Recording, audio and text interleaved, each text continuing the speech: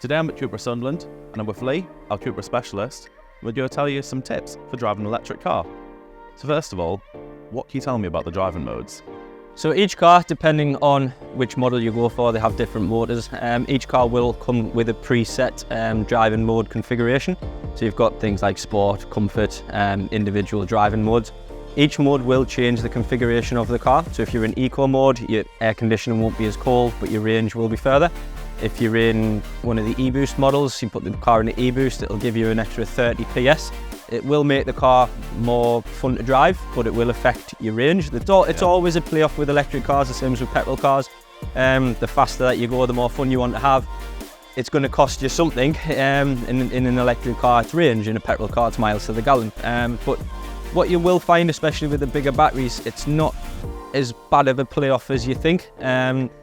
And you can play with the modes, they're there live. So if you know you're going on a longer journey, you put the car in the eco mode. If you know you're on a Sunday without the missus and you just want to have some fun, you put the car into sport mode. Nice. It's just, you can configure the car to yourself, and it's a bit of a chameleon. It can do a few different things. It can do whatever you need it to do, really. Nice. So what is regenerative braking and how can it help? So the car has quite a clever feature revolving around the braking system. The battery and the braking system are linked. There is a mode on your driving setup called braking mode, or forward braking mode. Basically what that'll do is every time you lift your foot off the accelerator, the car's braking system will collect the energy that it's making, the kinetic energy, and feed it back into the battery, extending your range really. It's a great feature, especially around the doors. If you put it into the higher modes of that system, you can more or less drive the car with one pedal, and yeah, it's a great system really. Nice. So you can really tailor it to you. You can, yeah. You can configure the car around your driving style. Nice. Which is great, yeah. Great.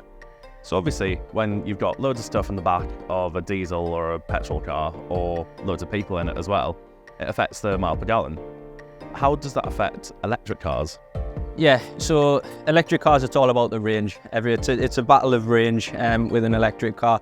Some people get range anxiety, especially when they first get an electric car, which what you'll find with an electric car is as you start to live with it, you'll start to trust the mileage that you see on the dash.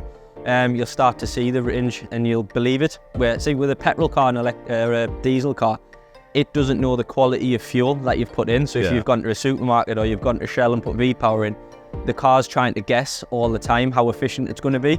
With an electric car, it knows if you put the heating on, it'll drop your range down. If you put 3 people in the back, it'll change your range depending on what's going on in the car. Two big things to point out on that: if you slap a bike rack on the roof, you're changing the full air dynamics. That will really affect your range. And if you towing, if you stick a tow bar on and you want to tow, you're going to nearly half your range. Which is all things you can manage. It's manageable. You just need to be aware of them. So if you know that you're going to have a bike rack on the roof, make sure you utilise the eco mode. Make sure you utilise the braking mode. Make sure that you're preheating the car before you leave on your journey. It's just a different learning process with an electric car, but it comes with huge benefits once you've learned those things, and you can drive the car more efficiently and effectively. Then you'll become adapted to the range, and you'll not worry about it, because you know when it says 200 on the dash, you know, right, I'm getting exactly 200. Where with a petrol or a diesel car, we all know that depending on the weather, depending on a lot of things, the car's guessing and it doesn't even know what quality of fuel that it's using to make those predictions or calculations with. So it's got an even harder job than an electric car in that sort of sense, really. So really, it's just more accurate. It is, it's much better technology. To be fair, it is part of the future. Whether it's the whole future or part of the future, it's definitely here to stay. It's not going anywhere, and they are a great investment, to be honest. So of course, if you want to find out more tips about driving an electric car, come down to CUPRA Sunderland, come and speak to Lee. Pullman, delivering a fantastic customer experience.